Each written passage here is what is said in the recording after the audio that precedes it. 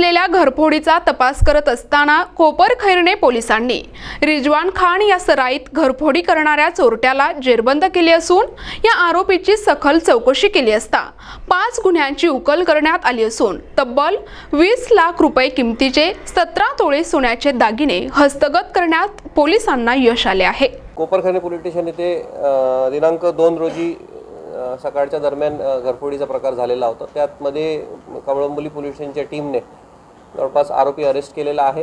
हा आरोपी सराईत आरोपी असून याच्यावर जुव्हेनाइल असतानाचे बरेचसे गुन्हे याच्यावर दाखल आहेत आणि हा जो आरोपी आहे याच्यावर ठाणे क्राईम ब्रांच आणि पुणे क्राईम ब्रांच या ठिकाणी तो वॉन्टेड आहे। याच्याकडनं जवळपास 5 घरफोडीचे गुन्हे उघडकीस आलेले आहे। त्याच्यामध्ये जवळपास एकूण बराचसा माल जो आहे त्या घरफोडीमध्ये चोरी झालेला तो सगळा आम्ही हस्तगत केलेला आहे। आरोपीची पार्श्वभूमी काय होती?